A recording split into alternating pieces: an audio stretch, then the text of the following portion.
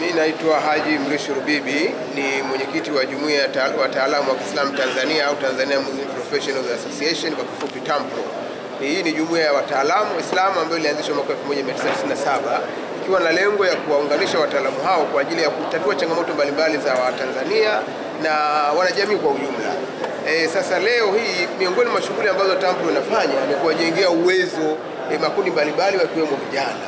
Sasa leo tulikuwa tuna kongamano ambalo linahusiana na masuala ya fursa za kazi pamoja na masuala ya uzalendo kwa vijana. Tumefanya kongamano hili kwa vijana hasa kwa kuzingatia nyakati ambazo tunafahamu kwamba nguvu kazi kubwa ya taifa lolote ni vijana. Vijana wakikaa sawasawa wana uwezo wa kulipeleka taifa mbali, na vijana wakienda sivyo basi wana hatari kubwa ya kuliangamiza taifa. Tunafahamu kabisa kwa mfano baadhi ya mataifa ambao vijana wake walitumika vibaya waliweza kuleta madhara, na baadhi ya nchi sasa hivi ni kama hazitawaliki.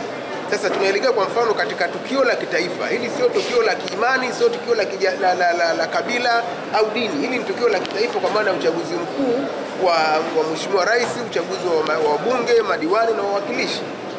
Sasa vijana hawa ambao ni miongoni mwa washiriki katika zoezi hili, ni muhimu sana kupeana miongozo. Tunajua kwamba kupata uongozi madhubuti kuna nafasi kubwa sana ya vijana kupata fursa zikiwemo za ajira. Tunajua moja ya changamoto kubwa zilizopo ni ajira. Kwa hiyo tunawahamasisha vijana wachague viongozi ambao wameonyesha dalili za kuweza kuwaletea maendeleo vijana, ikiwemo kufungua fursa za ajira, lakini pili watangulize uzalendo wao, kwa maana ya kwamba mambo yote ambayo yanaweza yakawatoa au yakaleta sintofahamu katika jamii, vijana wajiepushe. Kwa mfano tunafahamu kwamba kuna baadhi ya watu wanasema kwamba watu wasishiriki katika uchaguzi. Kwa namna yoyote ile, hili jambo halina nia njema kwa taifa, kwa maana ya kwamba tunajua uchaguzi mkuu ni swala la kitaifa, ni swala la kikatiba. Kwa mtu akisema kwamba watu wasifanye uchaguzi, hiyo haliko sawa sawa. Au kuna baadhi ya watu wanasema kwamba vijana washiriki katika maandamano au vurugu.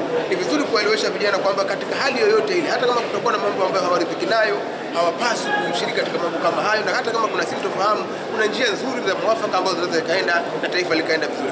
Kuna changamoto ya uzalendo. Changamoto ya uzalendo kwa sehemu kubwa ya vijana Tanzania, hatuna changamoto kubwa ya uzalendo, lakini tuna changamoto ya watu ambao wanataka kuwatoa watu katika misingi ya uzalendo. Maana uzalendo ni kuipenda nchi yako, uzalendo ni kukipenda kitu chako, uzalendo ni kutanguliza vile ambavyo wewe vinakuhusu. Kwa hiyo kwa mfano tunajua kwamba kila kijana, uzalendo maana yake ni kwamba kila kijana lazima aipende nchi yake. Kwa hiyo yeyote yule ambaye anataka kuanzisha mambo ambayo yatawatoa vijana katika mapenzi ya nchi yao, anataka kuwatoa katika uzalendo. Asante sana.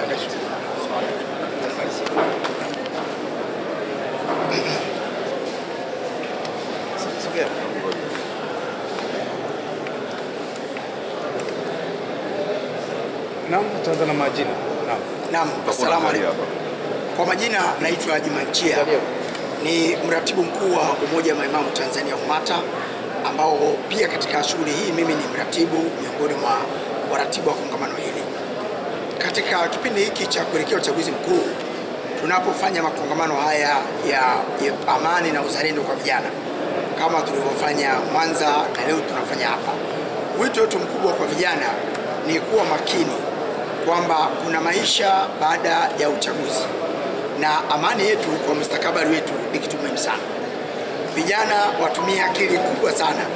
Leo watu wote ambao wanahamasisha kufanya vurugu badala ya kushiriki uchaguzi wako nje ya nchi, na wengine wamejificha.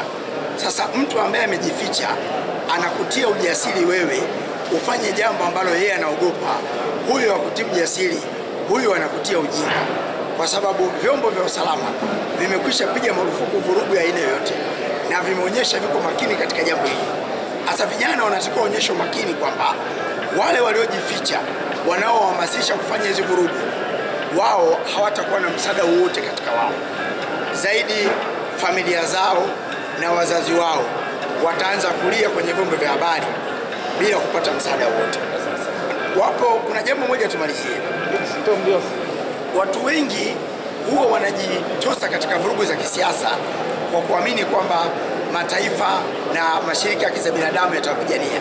Wakumbuke tu kwamba haya mataifa yanayopigania haki za binadamu, wanaoyategemea kama tuwasaidia, ndio hao wanaotoa fedha na silaha na wanajeshi kwenda kuwaua watu kule Palestina. Kama wanaweza kuua Palestina kwa namna ile, wanawezaje kusaidia wewe ambaye unataka kupambana na serikali yako? Vijana, kweni makini. kuna maisha baada ya uchaguzi. Amani yetu kwa mustakabali wetu. Kama unajua nafikiria